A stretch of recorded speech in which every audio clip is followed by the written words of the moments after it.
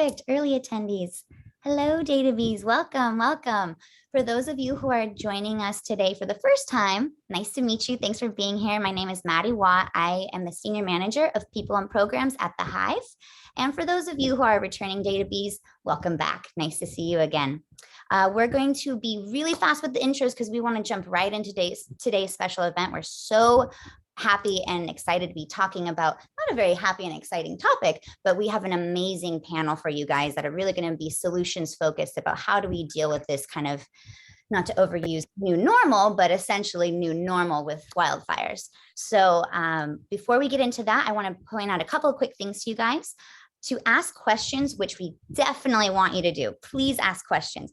But I'm going to ask you to use the Q&A button to ask those questions. So that way Cedric, our moderator, can have them all in one nice place. And if you ask questions in the chat, they can get lost, and we don't want that. So to ask a question, please use the Q&A button, and that's located at the very bottom of your screen below, I think that row of buttons right below all of our screens as well. And lastly, this is going to be recorded and sent out automatically tomorrow. So if you are not able to stay on the whole time, we have a colleague that wanted to join but couldn't make it because of a meeting. Don't worry, you're going to be able to send them that link. And also, if you are on social media and want to follow along, please use the hashtag HiveData. Okay, so real quick, what is the Hive Think Tank? The Hive Think Tank is an ecosystem of entrepreneurs, corporations, and thought leaders. We are bringing you events pretty much every other week, but sometimes we double up. So we had 2 last week and we had 2 this week. I'm going to talk to you guys just briefly about tomorrow's event in a minute, but we would love for you guys to join the Hive Think Tank on our Meetup platform if you haven't already. That is the best and fastest and easiest way to stay up to date on all of our events. And a special thank you to our sponsors. One of our favorite sponsors is Avanta Ventures, who we are so excited to be doing this event with today. And I'm going to let Neda talk more about Avanta Ventures and what they're doing. But really quick, just so you guys know, we have an event tomorrow, and it is going to be data sharing for data science. And that is going to be at 10 a.m. Perfect. Thank you, Robbie. It's going to be at 10 a.m. and this is going to be a really fascinating conversation about how to overcome the different challenges and barriers with data sharing, how to tie together different sorts of data sets to make your data results more robust, and also new data initiatives. So it's going to be a very interesting event with some really top tech people. So if you are interested in that, I will drop the link in the chat, and I will also drop the link for my email if you want to find out more about sponsorship, or if you are an entrepreneur and you want to find out about how to work with one of our startups. Okay, without further ado, here is TM Ravi, the Hive's Managing Director and Founder. Thank you, Matty. So very brief introduction of the Hive. The Hive is a venture capital fund, very much focused on bridging data, AI, deep tech approaches to drive change to create new opportunities. One of the areas that we work with very closely with Avanta Ventures is in the insurtech and fintech area. And so if you're an entrepreneur, we'd love to engage with you. Please reach out to us. We are especially focused at the very early stage. So we are a venture studio. So we collaborate with entrepreneurs to help them start companies. And in addition to what we are doing here in the US, we have separate entities in different parts of the world. So if you're joining from some other part of the world, please do reach out to us. With that, I'd like to hand it over to my colleague at Avanta Ventures, Neda Block. Thank you so much, Ravi. Thank you, Matty, for having us on this panel today. I'm Neda. I'm with Avanta Ventures, and we are the venture capital, the corporate venture capital arm of CSA Insurance Group, where we provide deep insurance expertise, partnership consideration, and financial investment to leading startups in the insurtech, mobility, and what we like to call the insurtech adjacent markets. We typically invest in seed and Series A's companies that have some market traction. We also have an Avanta Studios program where we partner with earlier stage startups within And we partner with Avanta Ventures and CSA Insurance Group to jointly explore new markets, business models, and technology. And through the program, we provide opportunities to startups within the same verticals of insurtech and mobility to access guidance, resources, and accelerating their progress. So with that, I'd like to introduce you to our very own Cedric Snow, who's a Senior Director of Risk Management at CSA Insurance Group, to kick off the panel. All right. Thank you. I'd like to thank the Hive and Avanta Ventures for putting on this sharing of ideas. And today's panel discussion will explore aspects of the Western United States wildfire situation and how all of us can respond to the challenge. So just quickly to reiterate, the agenda for the video conference is we'll have a quick overview of what's going on, constructive discussion among the panelists, and then an opportunity for you to participate via Q&A in the chat, and we do welcome your questions. My name is Cedric Snow, and I've worked for the past 8 years in risk management at CSAA Insurance Group, one of the AAA insurers. One of my chief responsibilities is management of our reinsurance programs.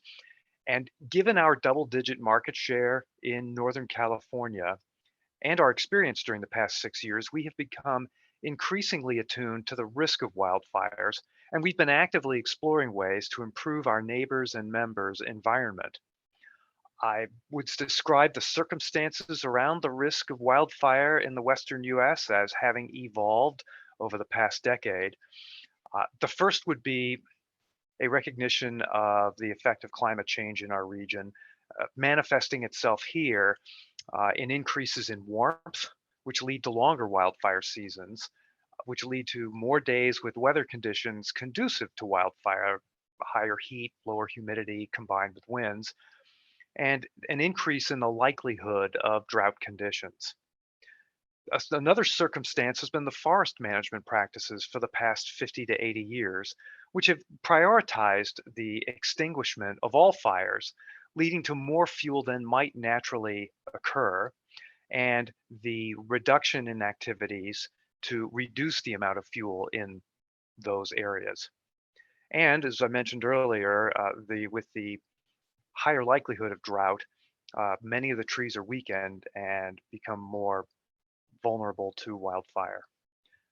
Kind of a third circumstance is more homes and businesses are now located in or near wildlands as populations grow and seek land for more affordable housing and living areas. Utility behavior has evolved some, but needs to evolve more in the prioritization of fire safety. And then finally, insurance companies need to participate in the solutions, accurately pricing the risk and, to the extent possible, motivating risk mitigation behaviors.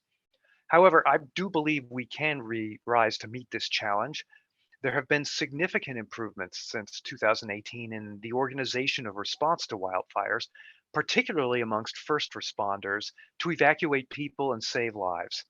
This is a first step in a societal strategy to mitigate our risk of wildfire. Our panelists today will offer perspectives on how society can think about solving these problems, leveraging the power of technology to advance safety and risk mitigation. So now I'd like to ask the panel members to introduce themselves before we ask some initial questions. And I'll start with Kevin Stein of Delos. Thanks, Cedric. Yeah, and thank you to Avanta, the Hive, for putting this on. I think everybody will agree, the more attention that's brought to the difficulty surrounding wildfire, the difficulty surrounding insurance in wildfire areas, is something that will help us all move towards solutions. Because at this time, and in the climate that we now live, we need more solutions. And we'll get there, but we need the right people, and we need enough people really focused on this problem. So my name is Kevin Stein. I am the CEO and co-founder of Delos Insurance. My background is actually, I am an aerospace engineer by training, but Delos itself is a managing general agent that is currently active in selling here in California, home insurance in wildfire regions, or stressed regions that can't find policies, homeowners that can't find policies because of perceived wildfire exposure. The way that we look at the world is that we have a same view that climate has affected catastrophes in modern day to not only be more destructive, but also to have evolved in terms of the paradigm of those catastrophes themselves, especially wildfire. We've seen a lot of new types of spread and ignition within the last 5 to 10 years. Because of that, we believe that a new solution is the best equipped to be able to solve for insuring homes within wildfire regions today. And we have created a solution where we have climate scientists and catastrophe modelers deeply embedded in every single aspect of the company, from underwriting to pricing to portfolio management, which allows us not only to understand the true exposure of wildfire better than most of other groups in the industry, but also allows us to adapt and react extremely quickly as soon as something new happens. As soon as a new type of behavior of wildfire occurs, we're able to react and embed that in our portfolios, and therefore constantly keep a persistent, profitable portfolio moving forward. All right, thank you. Next, I'll introduce Josh at Parallel Flight. Hi, everybody. Thanks for having me, and thanks also to the Avanta team and to the organizers for this webinar. So my name is Joshua Resnick. I am the CEO of Parallel Flight Technologies, and we are a startup company based here in Northern California, and we're building heavy lift, long duration drones. We started this company with an aim to provide new technology to firefighting, and we've identified 3 key use cases that we're pursuing with our wildfire partners. So we are pursuing large scale prescribed fire. So this is controlled ignition to remove fuels from the ground and create fire breaks. We are also working on tactical resupply missions to bring key resources to the firefighters on the front lines of a wildfire, and then finally spot fire suppression. So these are the things that we're working on. We've developed new propulsion technology so that our drones can fly 10 times longer than equivalent solutions. And the last thing I'll add is that we just received a $650,000 grant from the USDA to demonstrate large-scale prescribed fire. So we'll be doing that in the near future. So glad to be here and looking forward to everybody's questions. All right, thank you. And next I'll, excuse me, next I'll turn it to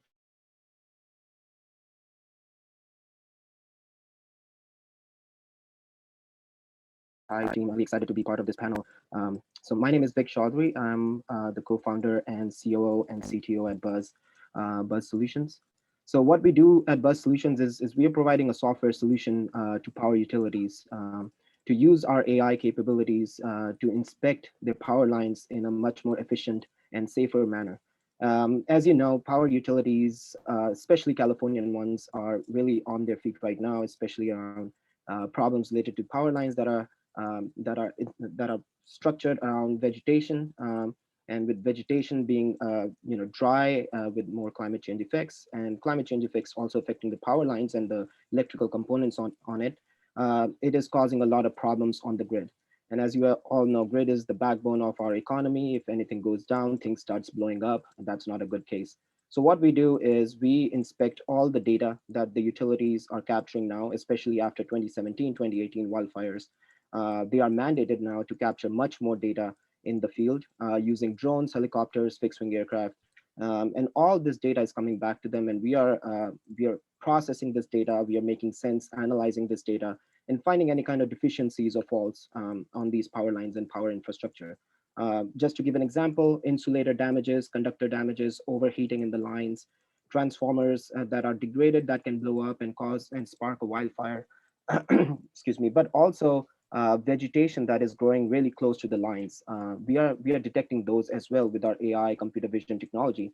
And that is of prime value to utilities, because once we analyze all this data, we give it back to them. We say that, hey, these are the hotspot areas. go out in the field and do some maintenance, repair, and replacement, which they currently don't have an idea about. A lot of these lines are really in remote areas where they are not mapped well. We are helping them map as well as analyze those lines. And as you all know, utilities have previously historically have seen this problem where power lines have sparked major wildfires and are still starting to do that. We are on the cutting edge to provide that capability and solution to utilities so that we don't we can mitigate or prevent any wildfire that can happen due to failed grid infrastructure. My personal background is in energy engineering and applying data science, computer vision, AI technologies to that field. And I started Buzz Solutions with my co-founder. We met at Stanford University and have been going ever since then. Excited to be part of this. All right. Thank you.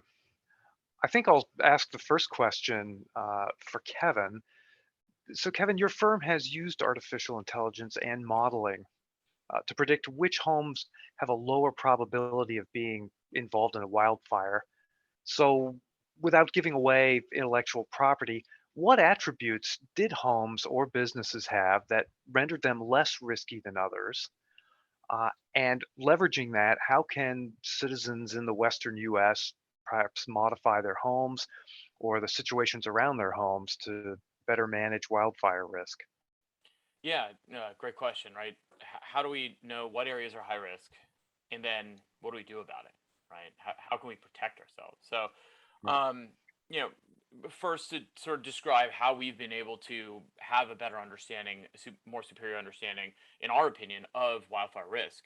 It starts with our team. So we are a partnership with an academic think tank with about 100 academics, professors. They are, deeply embedded in what we do, include the two professors that co-developed CAL FIRE's wildfire risk model and the Public Utilities Commission's wildfire risk model.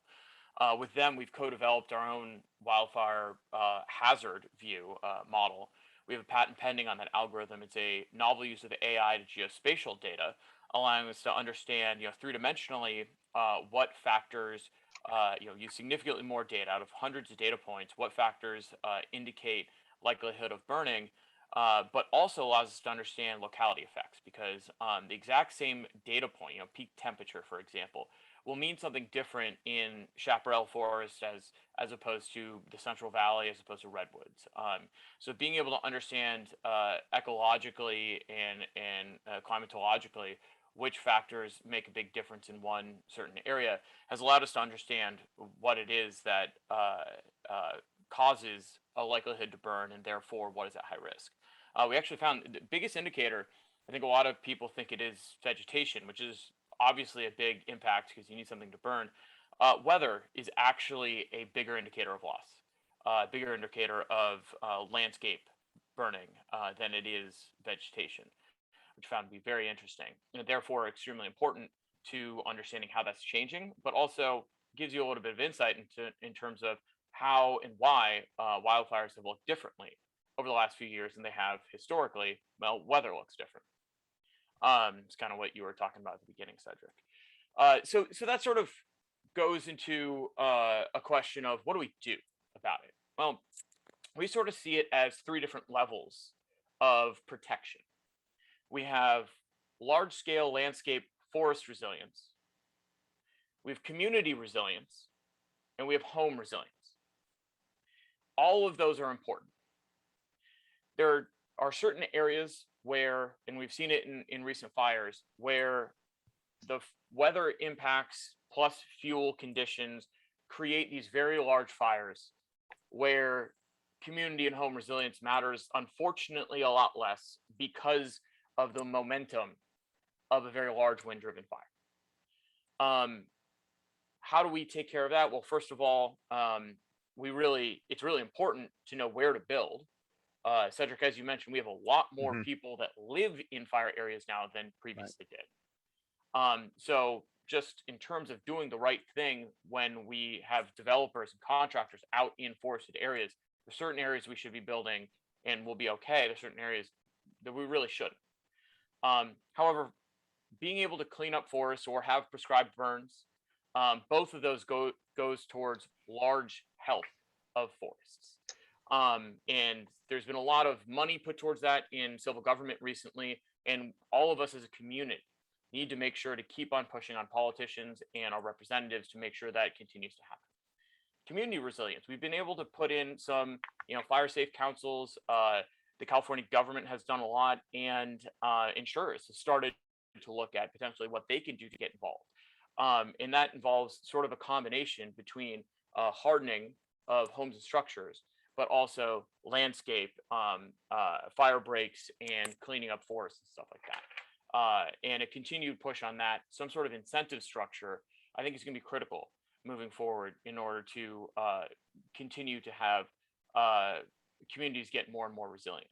And the last is home resilience. And this is where a lot of the focus has been, but also where I think insurance can play a big role. Insurance prides itself in being able to make behavioral changes in society that have pushed society to be safer. There are some standard stories that everybody tells about certain things that were quote unquote banned first in insurance before they were banned in society that kept everybody safer. And that's important. That's a critical role. So for home resiliency, having the mechanism, the one real powerful incentive structure of your insurance cost, having that impact how consumers, individuals harden their home or buy more hardened homes in terms of new development, that will be critical. That's something that we are implementing in our product. Along with each of our policies comes a free risk mitigation service. We reach out to consumers on a regular basis, tell them what their risk is, how the risk is changing, and the top things they can change about their home to harden it to wildfire. Okay, thank you. I have one or two quick follow-ups that we'll get to, but I want to ask Joshua to elaborate a little more about the ways in which drones can be deployed to assist firefighting.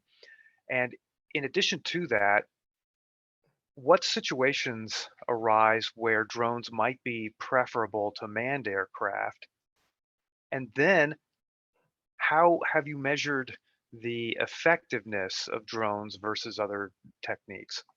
Because that'll give us a little more insight as to how well it's doing. Yeah, so thanks for those three questions, and I'll try to answer them probably not in the order that they were asked. And okay. And if I forget one, I'm going to ask you to remind me what I forgot, because there's a high risk of tangential thinking that might be about to happen. So so starting with the idea of what, how can drones help firefighters? I think one of the first things that people need to understand is that when you think about fighting a wildfire, it's not the aircraft, the manned aircraft, that put the fire out. We always see the quote unquote glory shots of 747 dropping massive amounts of red stuff on a fire. That's not ultimately what puts the fire out. It's not the water tankers, it's not the helicopters, it's the ground crews. And this is kind of understood by all the firefighting community, but it's maybe a little bit of a misconception or misunderstanding by the public. So you've got these guys on the ground and they're fighting this incredible force of nature, and they need really simple things. They need food, they need water, they need tools, because it's the guys on the ground with their chainsaws and their hand tools and their ATVs and all the other equipment that they're using that has to keep running, that ultimately are able to put these fire lines in and stop the fire. Their hoses, pumps, all of that equipment. So one of the key applications that we've identified in working with the firefighting community is being able to keep that supply chain going under all circumstances. And so that's a really critical thing. So just being able to bring a hot meal on time to a firefighting crew where they don't have to hike to go grab that meal, and you don't have to take an aerial asset like a helicopter off of putting spot fires out to bring that food, like that is a huge benefit to that group of firefighters, resupplying tools that go down and so forth. So that's really important. Then the other thing is putting doing prescribed burns. Now that's on the land management side, but it's also during a firefight to be able to install the fire breaks. And so that's where you can drop, they're called, it's called a PSD system, or plastic sphere dispenser. You drop these little spheres from the aircraft and they light on fire when they hit the ground, and you start a controlled burn. So that's another really, really key application. And then finally putting spot fires out. So identifying those fires using infrared cameras from aircraft and putting the spot fire out. Now drones are also currently being, those are the things that we're going to do that is enabled by our heavy lift system. Currently, drones are used for a lot of situational awareness, search and rescue, stuff like that.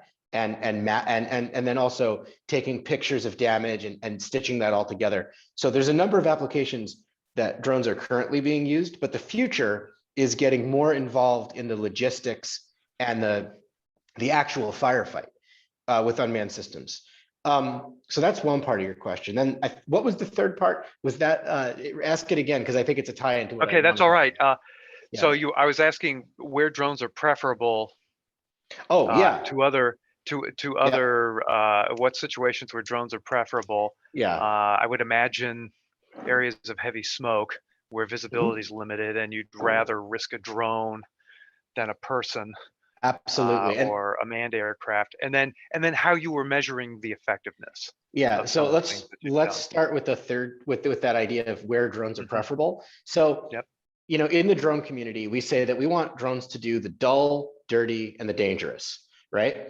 When it comes to aerial firefighting, the thing that's really dangerous is nighttime, and then they don't even fly in smoke inversion, which means low visibility, where the smoke is just sticking to the ground, because they need visual flight rules. They need VFR conditions to go fly. So let's talk about that for a second. So there's 24 hours in a day. On average, aerial assets are only on a fire 8 out of those 24 hours. That leaves 16 hours where we should be deploying unmanned systems to keep the aerial firefight going.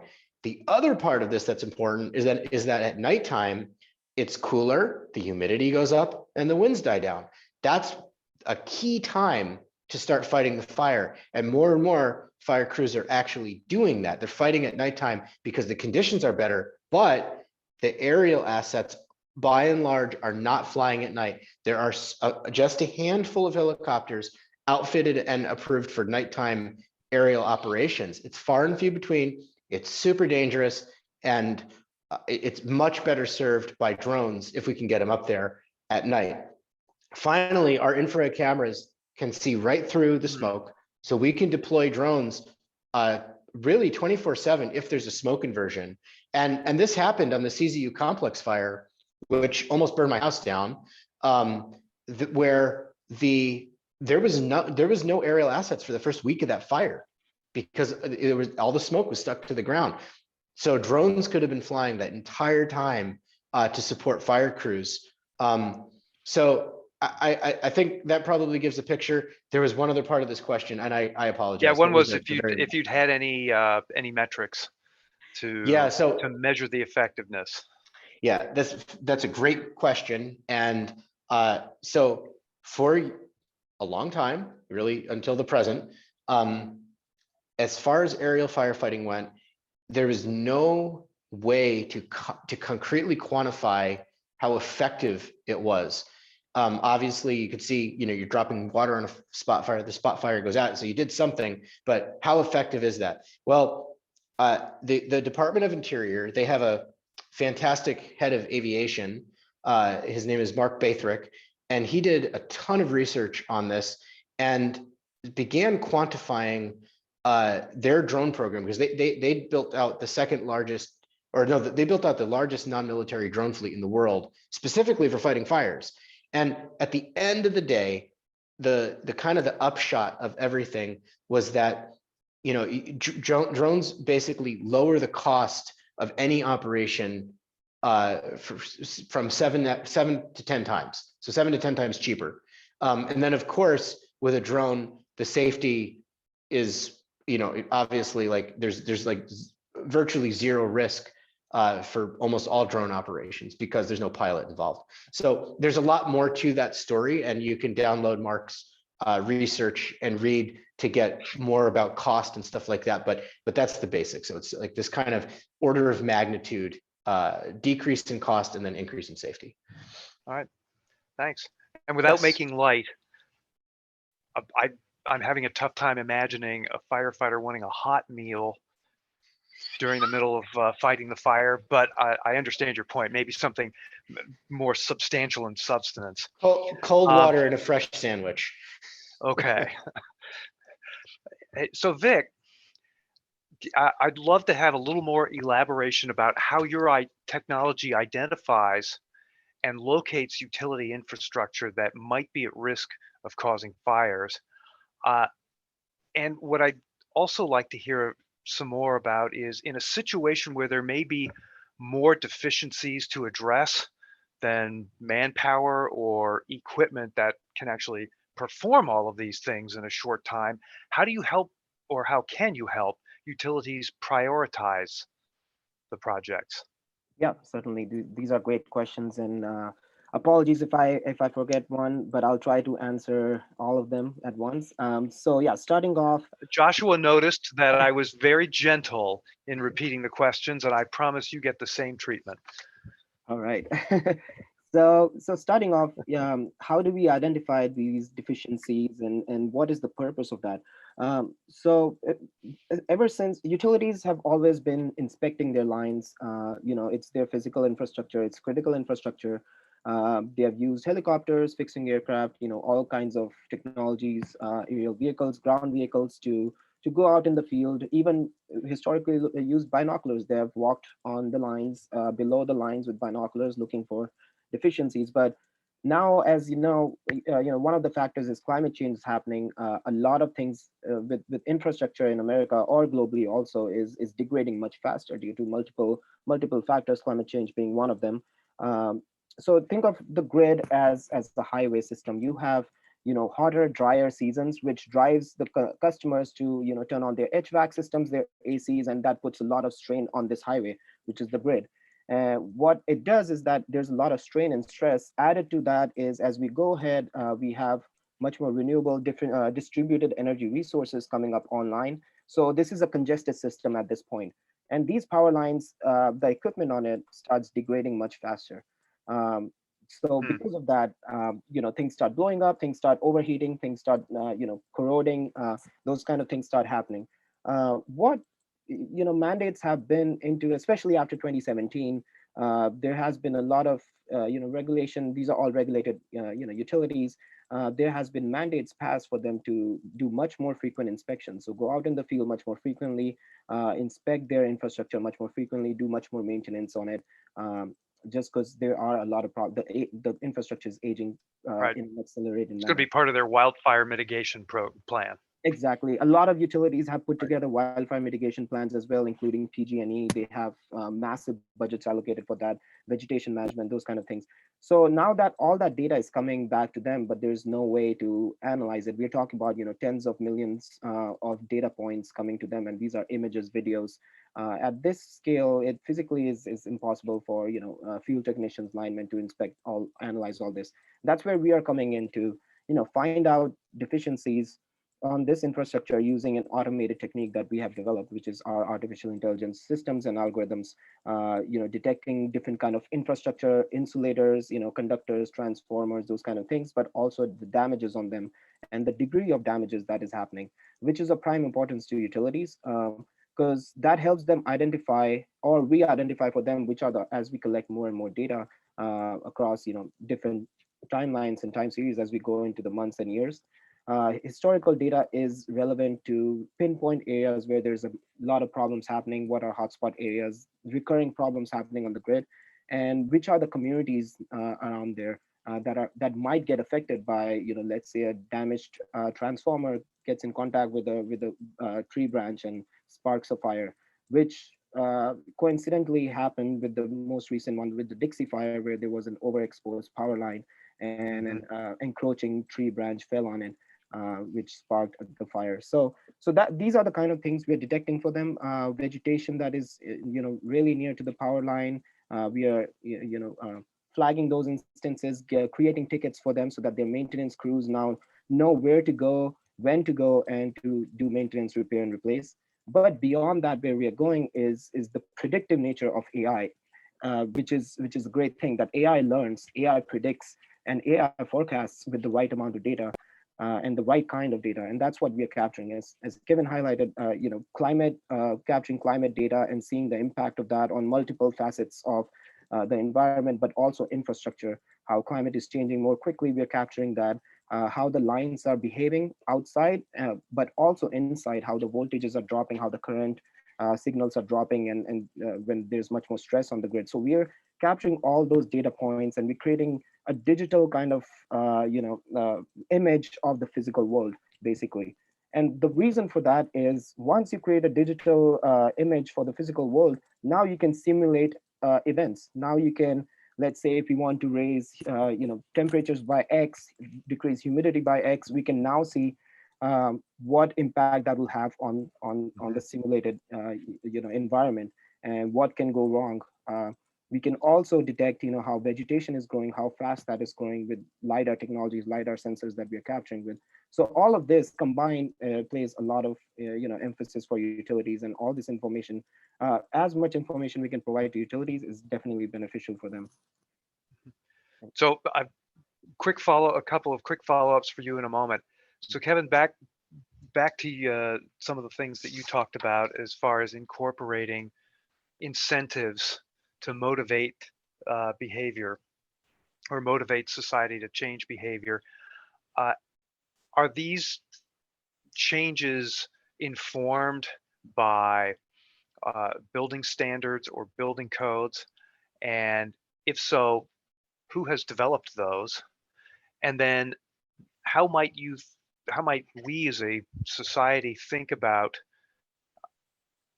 lobbying, for want of a better term, various government entities to change some of the building practices? Yeah, it's a good question. So incentives, right?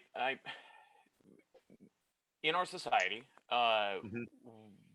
things happen a lot faster, changes happen a lot quicker if there is a financial incentive for this thing to happen, which is, in my opinion, one of the greatest powers of sort of the society, the country that we live in.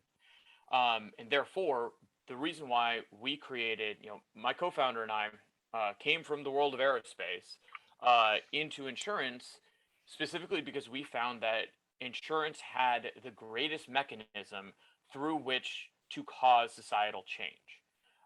Because it is the only entity on Earth who is directly aligned with loss reduction. It Right. impacts their balance sheet. Their balance sheet is losses. And therefore, with that basis, insurance has the power in a lot of ways to be able to create a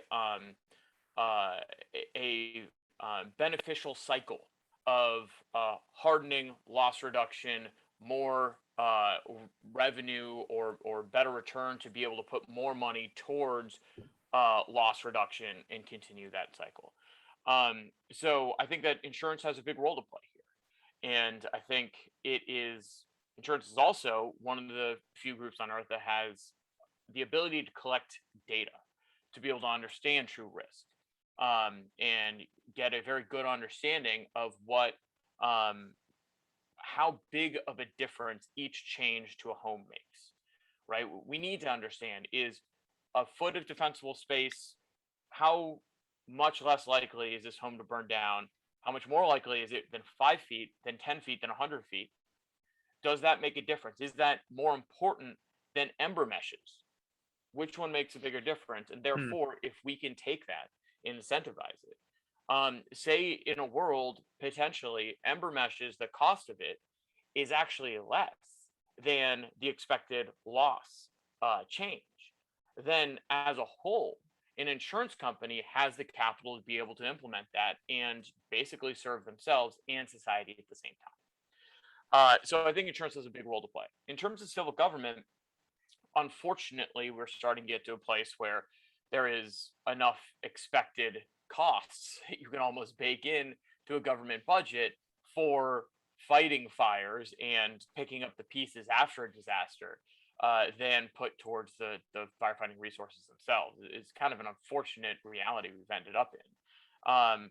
But that does provide obviously a lot of incentive for government to do the right thing, but also it makes it a lot easier for constituents to talk to their county supervisors and say, hey, we need to push, you know, let's just start with California, the California government to do this. Unfortunately, for the dynamics currently exist in the California government, where most of the state House and legislature in general is represented from the cities that are not impacted by this.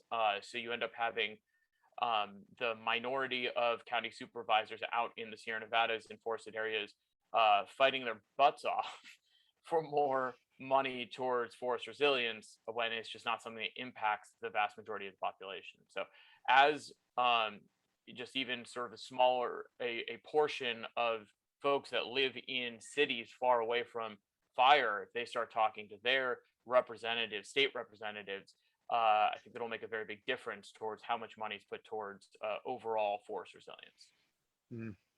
It's an interesting trade-off between the forest management expense, where, to your point, there are fewer homes and lives at risk.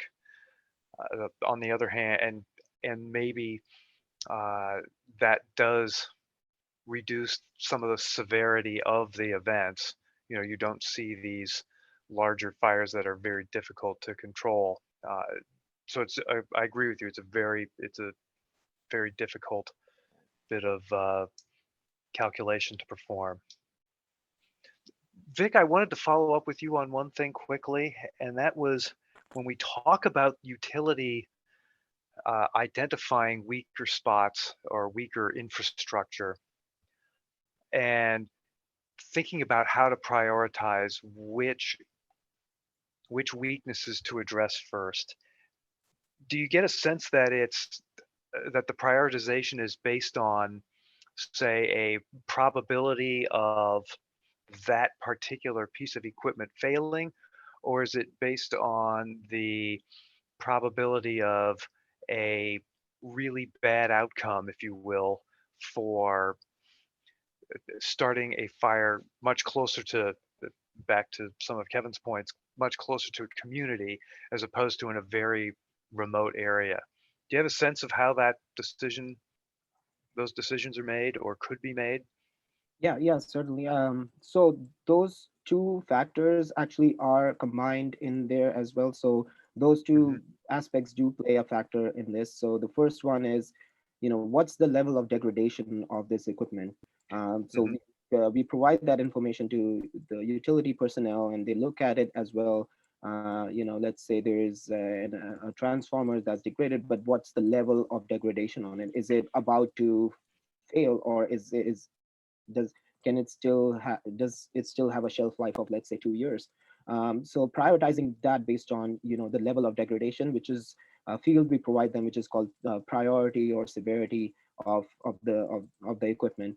But also looking at another factor, which is what's the level of vegetation around these equipments? Let's say if it's a degradation of level 2, which is a very high degradation, as compared to level 5, which is lower degradation. And then there is vegetation that is growing really close to the line, and so every power line or pole has like a buffer zone defined by different utilities based on their experiences. And if vegetation is really inside, encroaching into that buffer zone, we are identifying those areas also. If vegetation is already there and there's degradation on the equipment, okay, so flag this instance. This is critical instance. Create a ticket for this, put it as a high priority, and push it up the list of the priority maintenance. So that's one factor. The second factor, to your point, Cedric, is definitely we look at the location as well. So for utilities, again, if a fire starts in a region where there are communities nearby, that's definitely a big problem as compared to in a very remote area. So which is another problem as well, because this fire can spark and become a huge wildfire which we have seen in the past, but they prefer to go and fix stuff which is near communities. So we identify access routes for them, because a lot of this infrastructure, they have, they have information, but it's still lacking a lot. They don't have exact information. They don't have their poles mapped exactly, and that's what we're providing them as a service too. We're mapping all these lines for them. We're telling them where to go, when to go, and which access routes to take, because this is, some of them are in really remote areas. Some of them are in areas where there are city lines, city roads, highways, those kind of things. So yeah, definitely a mixture of all those statistical probabilities play a role, and they assign like a score accordingly to that and assign a priority.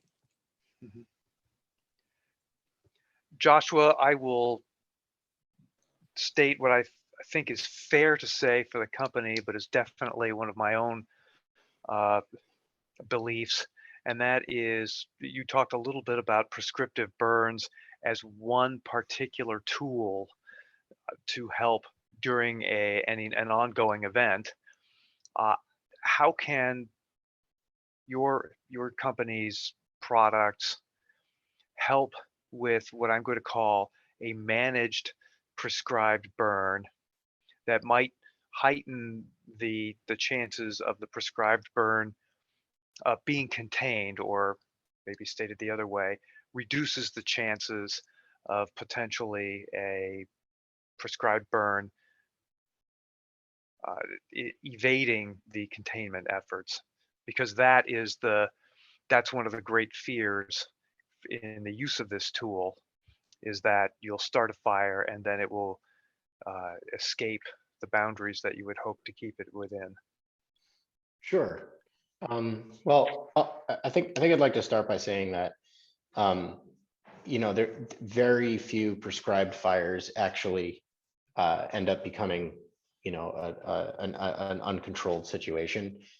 There's one or two notable examples that are studied extensively by firefighters, especially on the West Coast, as examples of what not to do. The prescribed burns are planned 9 to 16 months before they happen. There's a tremendous amount of work that goes into planning, defining the weather conditions, making sure that when the prescribed burn takes place, that it's going to be safe. So I think the real opportunity here is to burn more at a lower cost, and to make the whole operation safer.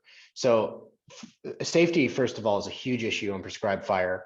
Right now, the U.S. is spending over $500 million a year on prescribed fire. That's increasing based on some new legislation that's passed in California. But when this is done with helicopters, which is how it's done most of the time, those helicopters are flying low and slow, and they're flying in what's called the dead man zone, where there is no room to recover if there's any kind of problem on that helicopter. And unfortunately, and very sadly, there's been, around a dozen helicopter pilots and crew that have been lost, over the last decade in these firing operations, because they're just so dangerous. So there's a major push in the industry to begin using drones for this, and it's already happening. Our payload partner, Drone Amplified, already makes a product. It can burn, well, it drops roughly 450 PSD balls per flight, and it's already being used by DOI, Forest Service, private firefighting companies, and some municipalities as well. So that's already happening. However, that drone, it can only fly for 10 minutes, and it's fairly limited in the size of fire it can do. So our system that we're developing in partnership with Drone Amplified will do 1,000 acres in a single flight, and that's what the USDA is funding us to demonstrate. So we're going to be demonstrating that with, I don't want to announce the partnership yet because it's it's not 100% wrapped up, but with with several fire agencies actually. So there's a major increase on the safety side, because you're not putting pilots in the air in this very dangerous gap where there's no room to recover.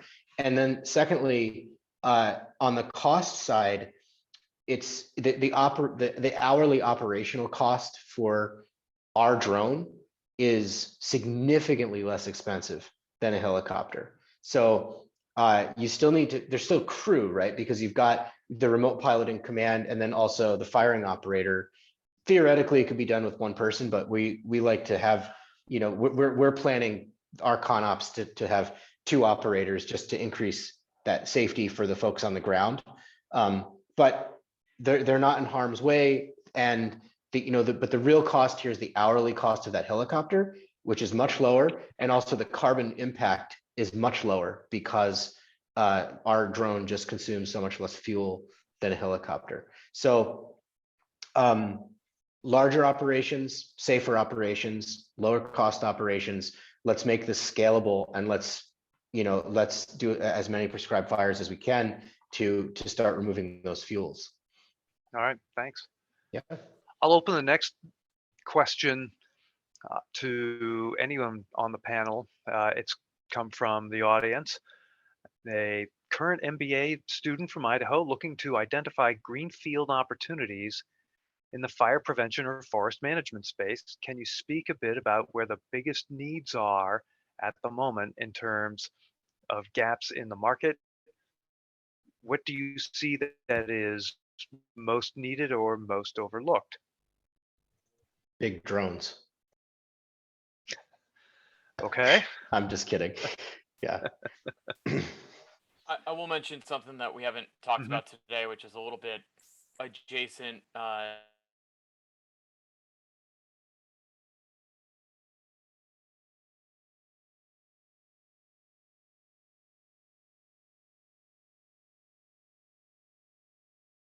Bark beetle infestations in the forests. For those of you that don't know, there is a specific type of beetle that I believe is foreign to our ecology here in California, that has sort of come from the south and moved north. And what it does is it basically gets in underneath the bark of a tree and sort of eats it out from the inside. Excuse me if I'm being a little gross, but then kills the tree. And the tree will dry out because it's sort of dead. And this beetle will hit one every, I'm not sure exactly, one every 6 or one every 12 trees, and keep on moves through the entire hillside. Which what that means is when a fire's coming through, it has one out of every X number of trees has great fuel, because this is a tree that's been dead for a number of years, is very dry, and is a very large tree. And allows the fires to move a lot faster and makes them a lot harder to control for firefighters. That's something that, to my knowledge, I haven't been deeply involved in it, but I've been tangentially involved in it through the academics that I work with. It is something that ecologists, biologists have been working on for a very long time, for a number of years now, and haven't really been able to find a great solution or great understanding of why it's happening or how to stop it. So the solutions have been more of put a ton of money and try to remove 1 million dead trees from the forest, which is absolutely great. But if the infestation were to be solved from more of the biological side, that would do a lot to help us fight against this problem. Okay, great. Joshua said he might have a little to add, and then I have 1 or 2 comments to add. So go ahead, Joshua. Yeah, I think one greenfield opportunity here is alternative uses for the biomass on the forest floor. So, Yep, for that's example, where I was going. Oh, funny. Okay, Thinking go along the ahead. same lines. Uh-huh. Great minds think alike, I guess. Yeah, so there's just a tremendous amount of biomass, and if instead of of course, I'm a huge proponent of prescribed fire because that's something we're working on. But from an environmental perspective, if that carbon can be captured or converted directly to some other kind of useful fuel, then that's an incredible opportunity. So maybe biosourced hydrogen or others technologies like that. But there is a tremendous amount of feedstock there. And I will just quickly add that we are investors in efforts to do exactly that, to look at the biomass and figure out what areas exist with significant numbers of either dead or felled trees.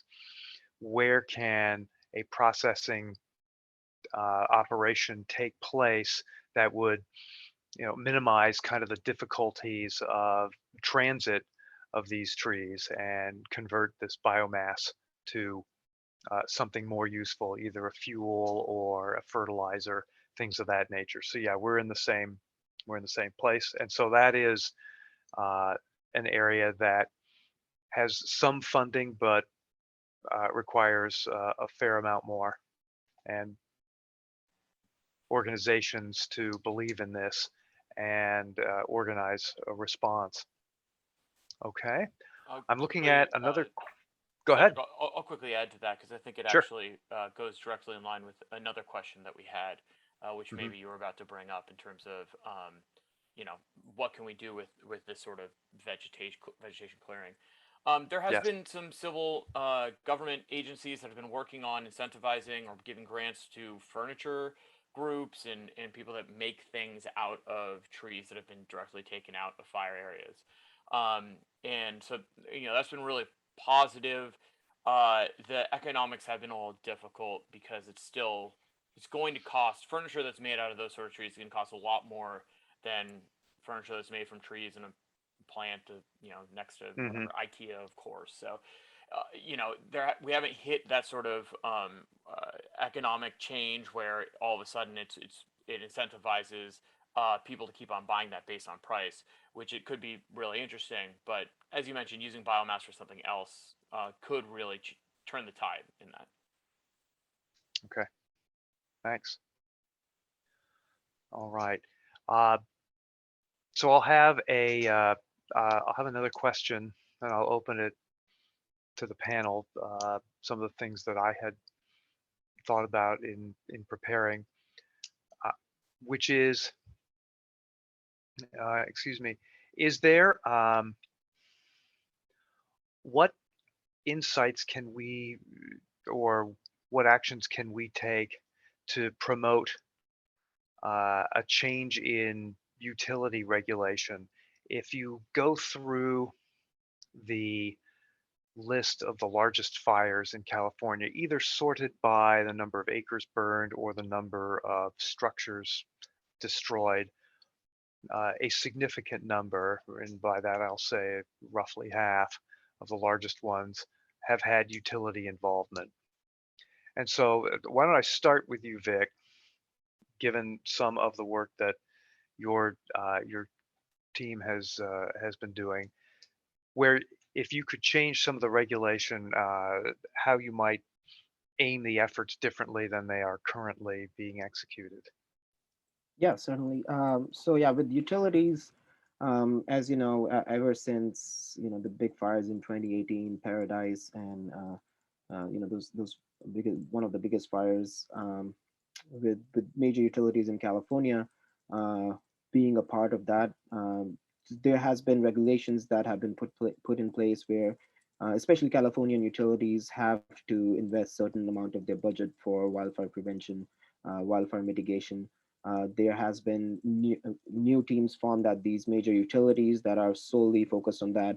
The budgets for vegetation management have increased 5x at multiple utilities, not only California utilities, but across the nation and in North America, that we are witnessing with some of our customers, some of our partner utilities, where vegetation management is heavy emphasis. And vegetation management is not only just a Californian issue; it's all across the nation as well. As you see, there's fires burning across Pacific Northwest, but also Yep. going up to Colorado now. So all the utilities over there are on their feet as well. In terms of just regulations, I think what needs to happen more is there definitely more frequent inspections, but much more frequent kind of maintenance measures have to be taken, much more prioritization of maintenance, repair in a timely manner, which has been lacking if there's no automation practices. And we are seeing that with utilities that are doing inspection, but all their data that they've captured in the field is still sitting on servers and is still not getting analyzed or not taken action on. is a problem. Historically, we have seen with utilities that don't haven't used any automation services or adoption of analytics. It takes them manually, it takes them 6 to 8 months to get any insight out of it. During that time, a power line goes down, a wildfire can spark. So a lot of mandate needs to come to taking actions as well. And a lot of this information around the health of the structures of the infrastructure, but health of vegetation around these infrastructures is beneficial for service operators also. So CAISO, California Independent Service Operators. So when they are doing, they're responsible for basically regulating the demand and supply with the utilities in terms of just the electricity and energy. So if they have that information as well, that gives them an idea, which areas could be hotspot areas and how to contain the flow of energy through those areas as we go ahead into hot seasons or drought, more drought seasons as well. So a lot of kind of regulation in that and mandates in that sphere as well could be helpful.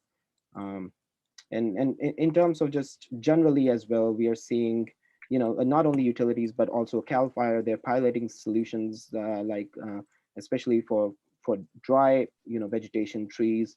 They're piloting solutions like polymer resin-based, substances that they're putting on trees that acts as fire retardant and slows down the spread of fire. So that's a general kind of technology they're piloting, and which could be useful as we go ahead, not only for the fire organizations, but also for utilities when they are going out in the field and doing tree trimming. They can utilize these kind of substances as well to mitigate these kind of problems. All right. Okay. Thank you. We touched, and I believe Kevin touched a bit on what I'm going to call community hardening, where it's great if your home has cleared the areas and you don't have any pine needles in your gutters or in the V's of varying roof shapes.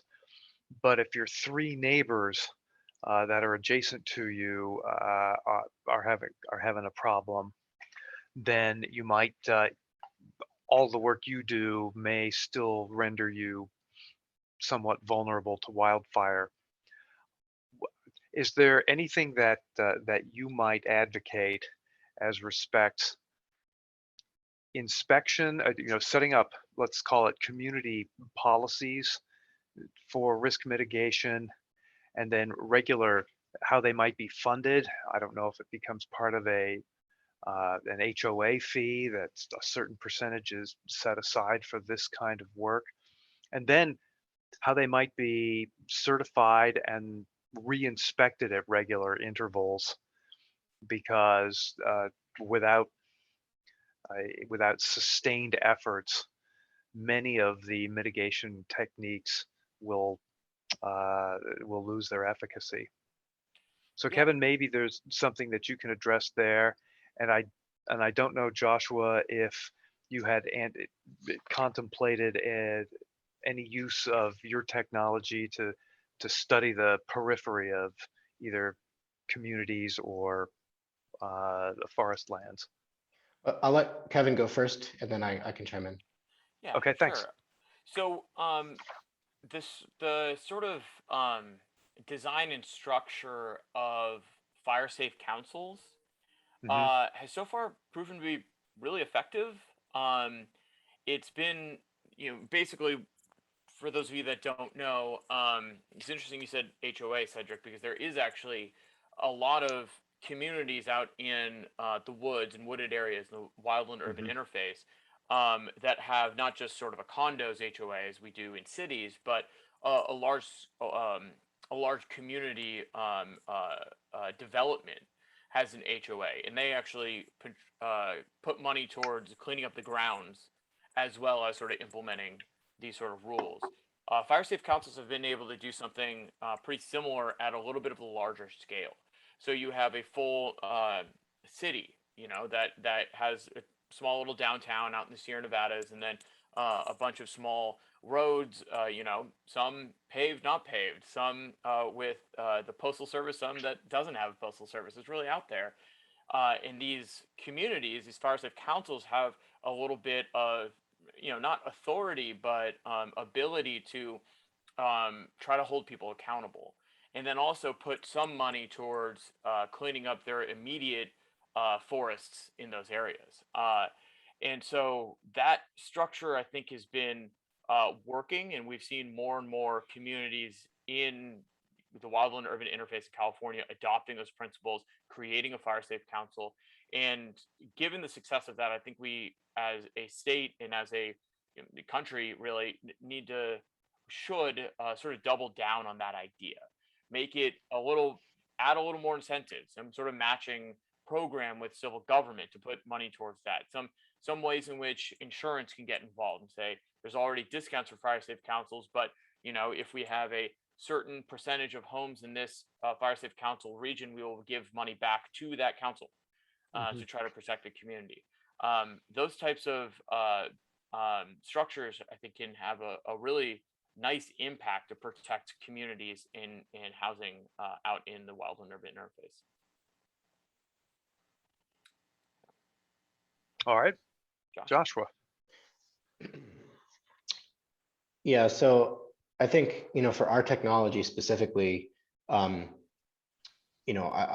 drones clearly play a potentially large role in inspection of both, to make sure that things are compliant with whatever regulations are in place for fire prevention in a certain area, utility inspection and stuff like that. Our technology specifically, I believe, has a pretty significant role to play, because if you look at the requirements for a lot of inspections, and this kind of gets into the aviation technology side of things. If you put a camera or a sensor on a fixed wing airplane, it can fly for a really long time. It can collect a lot of data. However, it's always in forward flight, so it can't get up close and personal with a given asset and take really, super high resolution up close pictures of specific things at specific angles. You need something that can go in and stay on station and hover to do that. So our technology, which is it's a large multi-rotor, it can hover, but because of our hybrid technology, it can also fly for a long time. So with a small camera on board, we can fly for over 8 hours with our aircraft, which means you can get a tremendous amount of inspection done, both on the utility side and obviously with the right permissions in place for whatever homes or communities that are also part of these programs. So I think there's a lot we can do on the inspection side, and I think we offer some really unique technologies there. There's some regulatory things that'll have to catch up with the technology to make this happen, specifically the ability to fly beyond visual line of sight. But that is something that the FAA is clearly working very hard to make happen. So it will happen. It's just a question of how long. And then I think the other area where technology such as what we're developing could become really valuable on the prevention side is to station them in high risk areas. So obviously you guys are working on the risk or the risk assessment side, right? Like figure out where the highest risk areas are, station something like our technology that can carry a heavy payload, put some fire suppression stuff on it, and have it go out there and extinguish fires when they're still very small. That's the dream, right? But I think to me that's almost application 4.0 because it's so technical and so complex. I'd rather start with stuff that is that we can do just on a nearer terms, nearer time scale. But I think I could easily see that happening in the next 4 or 5 years. Yeah, one just follow up to Joshua's point is the inspection, which is the inspection of the future with drones is, some of the utilities, they are including one of them, major utility, Florida Power and Light. They also won FAA clearance, and utilities are right now on the front end of getting FAA clearance for beyond visual line of sight of their drone inspections. So FPL being one of them, and they have, they're piloting this solution called drone in the box solution, which is they have, as Joshua was saying, they have drone stations at certain distances, and which are charging stations as well, where the drones come out, they fly, inspect, certain perimeter area, and then go back into the box and get charged. So that is definitely a future of inspection, which is automated inspection going ahead, either for lines, infrastructure, or even for vegetation, or even looking at potential wildfire, sparks if it's starting at a really small point and have not spread to a larger point. Okay, thank you. Uh, Back to some of the incentives, Kevin, we talked a little bit about how insurance can motivate individual or community behaviors, and some of these fire safe councils can be for just a smaller neighborhood or for an entire city. How flexible can some of the solutions your company has come up with, how flexible can they be in reflecting the changes that a community makes? I mean, does it take a year to recognize what's been done and the improved environment? Is it 2 years? Is it 3 months? What might be your evaluation period? Yeah. And then to So follow up on that, yeah. not once, but if the community becomes less diligent, how quickly might you revert to your previous pricing? That's an interesting one. So I think that, what we're building is an insurance provider that is sort of built for the new climate. Um, I do think we live in a new normal. But Mhm. because of that, we need something that is native to the new normal, as opposed to trying to fit a solution that works for non-catastrophe risk, that worked for catastrophe before things changed, into this sort of new sector. And I think that there's some difficulties with that, which is what we're seeing in the insurance climate right now, the insurance industry, when it comes to catastrophe affected regions. Um, so for to sort of spell out in a lot of ways, everybody involved in insurance sort of knows this right now. The biggest reason why there isn't um, detailed underwriting, detailed pricing, and detailed discounts for different home hardening is that we simply don't have a large scale data set that we can apply to to recent fires to understand how each individual change affects the probability of loss.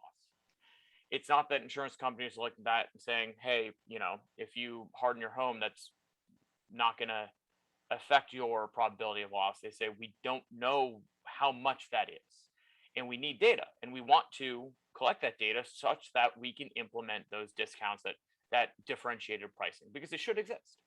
And I think everybody would agree with that. We have a advisor from Cal Fire, an ex Cal Fire chief, who was actually in charge of the group that was creating that data set, or trying to create or find that data set, and it simply didn't exist at a large scale.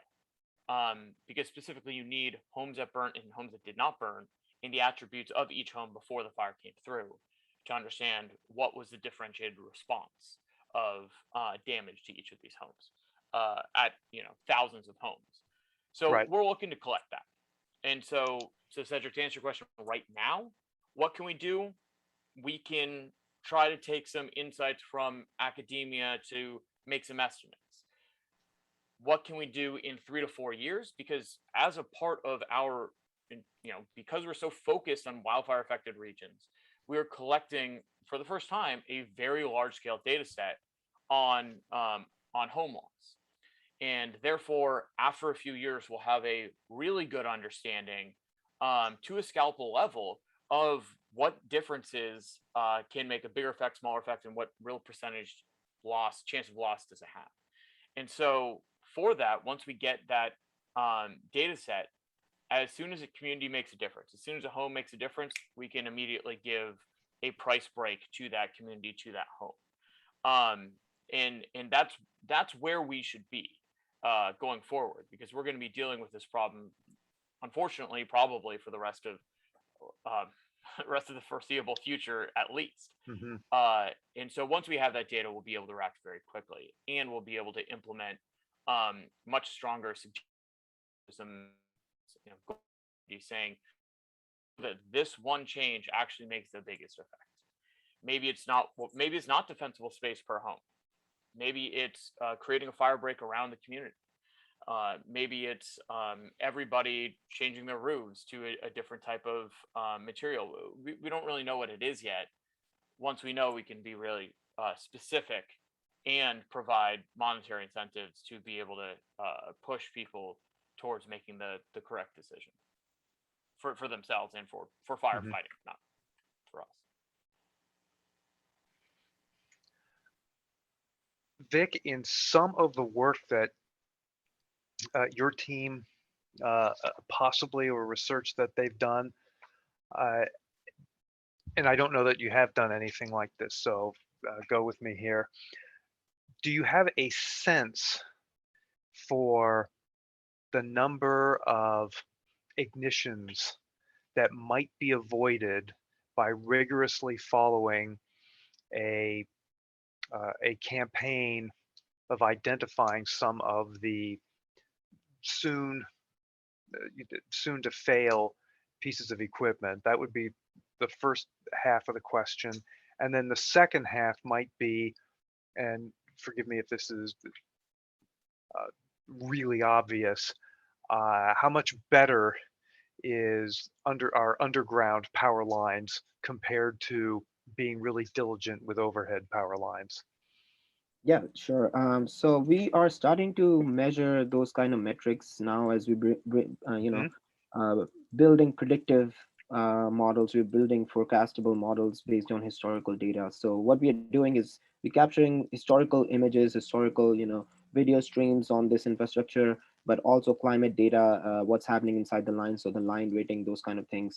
And we're feeding it to our predictive models. And what it's doing is it's looking at seasonal patterns and looking at areas where problems are happening more frequently and recurring, and the equipment that's breaking down much more faster, whether it's a certain type of transformer or a certain type of insulator in a certain season, and how much it's degrading. So we're looking at all those factors, and then the predictive models are churning out statistical scores and assigning them and forecasting, okay, these are the hotspot areas. So now we are trying to now we are looking at finding those hotspot areas where if a certain kind of technology or a certain kind of inspection or maintenance would not be performed, it could result in a fire situation. But then again, we cannot say that to 100% certainty. It is always a probabilistic score we can assign to it, which is we are predicting that let's say there's an 85% likelihood that because of these five damaged insulators, and because of the vegetation growing really close to the line, and with the growth index of X, in the next 5 weeks, there could be a situation or event where the line would touch these insulators or the live wires and burst out in flames. So we're giving these kind of scores right now. We're generating these kind of scores and giving them and starting to measure them in the field so that we can see the ground values. But it's really hard to determine which events will turn into the fire events. All we can do is be preventative and try to mitigate them as soon as possible. Try to assign priorities to them, as I was saying before, that this equipment is on the verge of failure. This equipment still has 2 years of shelf life. To prioritize the event, which is or the equipment that is on the verge of failure and which has dry vegetation around it, prioritize that so that we're not in a situation where something happened and then the utilities are being blamed for that because they didn't go out in the field in a timely manner. So we are starting to monitor that, and also to monitor what's the monetary value of let's say if we don't repair or replace these equipments and the whole line goes down because of damage to that, not only just vegetation or fire damage, but the line goes down, and that causes problems down the line for other infrastructure. We are assigning monetary values for those as well. We're predicting those values as we go ahead.